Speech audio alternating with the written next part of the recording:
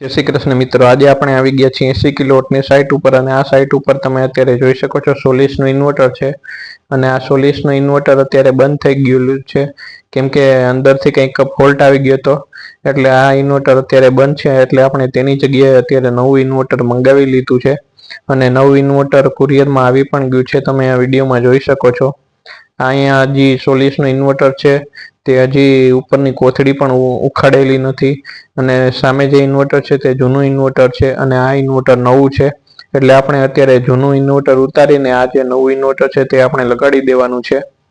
અને અહીંયા તમે અત્યારે જોઈ શકો છો કે આ અહીંયા આપણે એસી કેબલ ખોલી નાખેલો છે એટલે જૂના ઇન્વર્ટરમાંથી એસી કેબલ ખોલી નાખેલો છે। હવે આ ભાઈ અત્યારે જે આપણે નવું ઇન્વર્ટર લઈ આવેલા છીએ તે નવા ઇન્વર્ટરનું એસી કેબલ જ્યાં ફિટ કરવાનો છે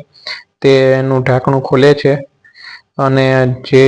નવું ઇન્વર્ટર છે તે આ જૂના સ્ટેન્ડ ઉપર જ ટીંગાડવાનું છે કેમ કે બંને એક જ કંપનીના ઇન્વર્ટર છે અને એક જ સરખા ઇન્વર્ટર છે એટલે આપણે સ્ટેન્ડ કાંઈ ચોંટાડવાનું નથી, સ્ટેન્ડ જૂનું જ રાખવાનું છે અને તેની સાથે આ જે નવું ઇન્વર્ટર છે તે ખાલી ઉપર ઊંચું કરીને ટીંગાડવાનું જ છે। હવે આપણે જૂનું ઇન્વર્ટર કાઢી લીધું છે અને તેની જગ્યાએ જે નવું ઇન્વર્ટર છે તે ચોંટાડી પણ દીધું છે એટલે કે જે આ સ્ટેન્ડ છે તેની ઉપર આપણે લગાડી દીધું છે અને હવે જે આ જૂનો એસી કેબલ છે તે એસી કેબલને આપણે આ જે નવું ઇન્વર્ટર લગાડેલું છે તે નવા ઇન્વર્ટરમાં લગાડવો પડશે એટલે આ ભાઈ અત્યારે જે એસી કેબલ છે તેને એસી કેબલને ટાઈટ કરી રહ્યો છે। હવે આપણે જે જૂના ઇન્વર્ટરમાં MC4 કનેક્ટર કાઢેલા હતા તે આ જે નવું ઇન્વર્ટર છે તેમાં નવા MPPT પ્રમાણે આપણે MC4 લગાડી દીધા છે અને પછી તેમાં DC સ્વિચ ચાલુ કરી દીધી છે એટલે હવે તમે જોઈ શકો છો કે ઇન્વર્ટર અત્યારે રનિંગ કન્ડિશનમાં થઈ ગયું છે પણ હજી ACDB માંથી આપણે AC MCB ચાલુ કરવાની બાકી છે એટલે હજી થોડીક વાર પછી આ જે વેઇટિંગ આવે છે તે વેઇટિંગ પણ નહીં આવે અને અત્યારે હું જોઈ લઉં કે આ જે DC આવે છે તે DC પ્રોપર MPPT પ્રમાણે આવી ગયા છે કે નહીં,